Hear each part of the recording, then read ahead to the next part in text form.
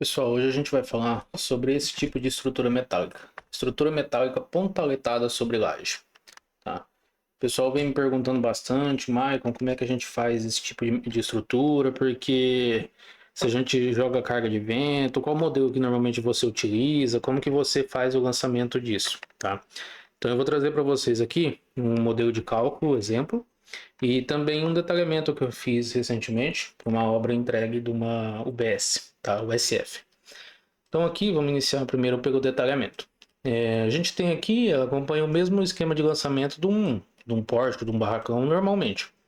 A única diferença, ela é apoiada sobre laje, então ela tem mais pontos de apoio, o cálculo é mais simples de se fazer e tal.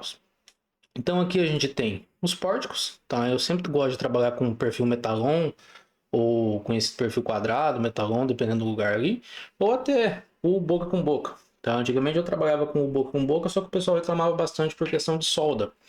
Então eu comecei a trabalhar com perfil quadrado. O pessoal tem gostado bastante aqui na região, eu tenho aprovado bastante.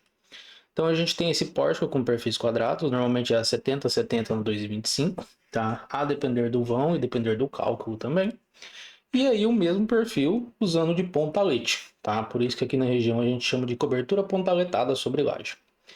E aí a placa de base. Isso daqui é um assunto delicado. Tem muita gente que normalmente não considera a placa de base. Deixa a cobertura solta ali e tal. Pessoal, o certo é considerar. Nunca deixar as coberturas soltas em cima da laje. Ah, Marco, mas tem platibanda, não é uma cobertura que vai pegar vento. Vai pegar vento. Pode ser que o vento venha aqui, bata e faz um vento de sucção nessa cobertura. Tá? Então, para cálculo, eu também considero as cargas de vento. Não é algo que vai fazer uma grande diferença, mas sim eu considero, eu dimensiono para carga de vento. Tá? Em todos os meus projetos tem essa carga. Ah, também dimensiono para placas solares, diferente se o cliente vai querer ou não, e principalmente para órgão público, né? Pessoal, no momento a gente não vai colocar placa solar, mas e futuramente, tá? Então eu sempre já dimensiono para isso. Então sim, eu considero carga de vento, considero carga de placa de base, eu já considero já para ela ter sobra, eu já faço um dimensionamento correto, porque se algum dia precisar colocar uma placa solar ou algo do tipo, vai colocar ali tranquilamente. Questão de espaçamento. Aqui na minha região é muito normal o pessoal trabalhar com espaçamento máximo de 1,5 m, tá?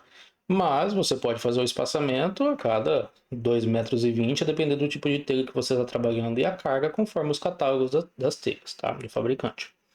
Então vocês podem verificar que o meu detalhamento, o meu lançamento, ele tem as mesmas características de um pórtico de estrutura treliçada.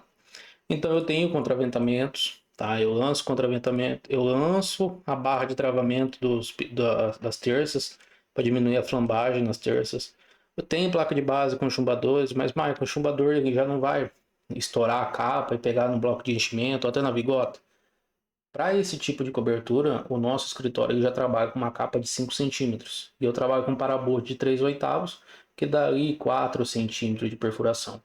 Então, já junto com a espessura da chapa, então não vai ultrapassar. Então a gente já faz essa compatibilização. A gente já trabalha com uma capa mais espessa exatamente para a gente colocar os chumbadores mecânicos, tá? Então a gente faz isso. Então, quando a gente trabalha com capa de laje, quando é maciça, tranquilo. Então aqui a gente já faz a compatibilização com as vigas invertidas, que esse projeto tinha algumas vigas invertidas.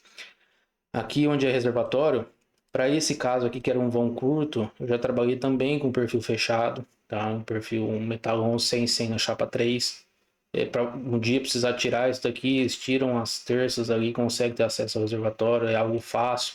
Eu não limito, eu não preciso subir tanta altura, senão eu ia começar a pegar a treliça também no reservatório, tá bom? As terças, aqui eu trabalho com uma terça de 100, você tá?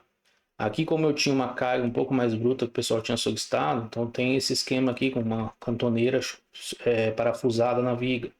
Então também tem esse esqueminha. Quando não, como é que faz o esquema de carga? Deixa eu achar uma carga aqui, ó. Aqui a gente tem uma carga mais simples aqui. Então eu começo aqui com um pezinho, tá? A depender do que a arquitetura me dá. E aí eu já venho com a terça. Então o pessoal vem, coloca a carga aqui. Deixa eu fazer um desenho aqui, ver se eu consigo demonstrar para vocês. Então a gente vem aqui, ó, o Snape. A gente tem aqui o beiral, né, a parte da platibanda. Então a gente vem, coloca uma carga aqui, ó. Ela faz aqui e aqui o contrarrufo. Então ela já vem aqui em toda a sua extensão. E aí, como aqui tinha uma limitação de altura, o tubo já sai, o tubo de drenagem sai pela lateral. Então a gente já tem essa questão. Caso contrário, normalmente se precisar do tubo sair por baixo, eu inicio pelo menos a minha estrutura com 30 centímetros de pontalete. Mais 10 centímetros da terça, vai ter a variação e vai sobrar uns 20 centímetros para fazer a curva. Isso fica apertado para ser executado, certo? Seria ali uns 40, 50 centímetros de altura. Mas dá para fazer também. Então, assim, fazendo uma estrutura desse porte, nesse estilo aqui, pontaletes em todo o local de terça, tá? Eu não ponho uma terça apoiada ali se eu não tiver um pontalete. Só se for uma carga muito pequena, em um lugar muito pequeno, só se for um ponto de apoio. Por que eu não faço isso, pessoal? Porque senão eu vou precisar de um perfil um pouco mais parrudo na minha viga. E isso, em algumas rodagens de compatibilização, eu acabei me custando mais caro. Então, foi ao longo da jornada, a gente foi verificando, foi fazendo testes e tal, e a gente chegou que a melhor solução é todo ponto que eu tenho um apoio de terça, eu ter também um pontalete já distribuindo na carga ali. Por quê? Eu não vou sobrecarregar a minha viga. E essa viga que eu tenho, vocês podem se perguntar, Marco, então vamos tirar essa viga para que ela? Essa viga que eu tenho é exatamente para segurar a cobertura, para evitar flambagem na minha cobertura dela se movimentar lateralmente, que já foi o caso que eu já vi em algumas coberturas. O pessoal simplesmente põe um pontalete ali, soldado na terça e boa, não tem travamento nenhum, e vem um vento ou algo do tipo e arranca isso daí. Tá? Ou simples carga, ou simplesmente ou alguém andando lá em cima. Então tem esses problemas. Então vocês vão verificar que as minhas coberturas, mesmo pontaletadas, elas são dimensionadas para esse tipo de cobertura. Elas já são preparadas com cargas de vento, com carga de placas, com todas as cargas necessárias. Tá? Então não vai ter nada absurdo. E aqui na frente eu tenho um pórticozinho aqui de balanço. Acho que tinha 3 metros de balanço aqui. Então tranquilinho também sendo chumbado na estrutura de concreto. Então assim, esse é o tipo de estrutura que eu gosto de trabalhar. Pode ser que muita pessoa me critique. Ah, você está gastando muito material. Só que eu vou falar uma coisa para vocês. Uma cobertura dessa está tendo um consumo de 5,5 a 6 kg por metro quadrado. Tá? É uma cobertura resistente. É uma cobertura que não vai dar problema. É uma cobertura fácil de ser executada e não gasta muito material, certo? Então, para UBS, para edificações de pequeno porte, que tem laje, a gente precisa de cobertura que o pessoal não é muito fã de trabalhar com laje impermeabilizada, coloca esse tipo. Eu tenho um modelo de cálculo aqui, é uma cobertura simples, duas águas.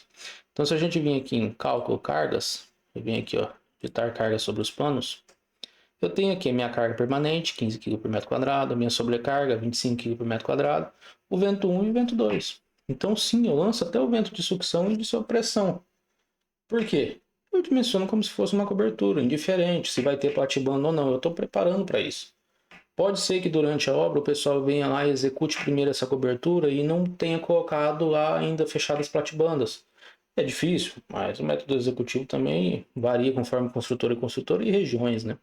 Então, sim, eu faço o lançamento dessas cargas de vento, eu faço o chumbamento de todo ponto, de todo pontalete chumbado na laje, para mim evitar problema de vídeos aí, igual já tem shorts aí no meu YouTube, mostrando coberturas sendo arrancadas, tá? Coberturas descendo. É normal. Então, por isso que eu tenho sim esse detalhe, esse cuidado. Então, se vocês abrirem aqui o meu 3D, verem aqui no 3D, sim, ó, ela tem os contraventamentos certinho já. Tem as terças ali, onde tem uma terça, tem um pontalete, igual eu comentei. O CIP, como ele não lança chumbador químico, né? Chumbador mecânico, ele lança sempre chumbador em J, então depois eu calculo manualmente o chumbador a partir da carga que ele me dá. Vou lá na tabela do chumbador PBA lá e já verifico qual que lança. Então, pessoal, é assim. Eu simplesmente lanço todas as cargas com uma cobertura normal. Então, não vem com essa para mim, você está gastando muito material. Não, não tô. Não é algo muito extravagante e eu vou dormir tranquilo. E mesmo que o pessoal venha executar isso daqui de forma um pouco diferente do que eu fiz, vou tirar alguns pontos aqui e tal, porque tem muito, não sei o que lá. Foi dimensionado para isso. Então, assim, tá com suporte de carga, tá tranquilo, eu vou dormir tranquilo. Se o pessoal quiser alterar, aí é a responsabilidade deles, e olha o nível de detalhamento. Então, aqui eu tenho o detalhe da placa de base, com a identificação do chumbador. Eu tenho aqui as placas de base, o peso, 70 kg de placa de base, 41 kg de chumbador. Eu tenho os detalhes de contraventamento. Lembra que eu mostrei para vocês lá por de barracão. Então, isso aqui é para o detalhe de contraventamento para essas coberturas pontaletadas. É quase a mesma coisa. O detalhe de solda de terço, é bem dizer a mesma coisa, entendeu? Eu faço ali o dimensionamento. Aí sempre tem o mapa-chave para me identificar onde que é a cobertura, porque eu divido por coberturas.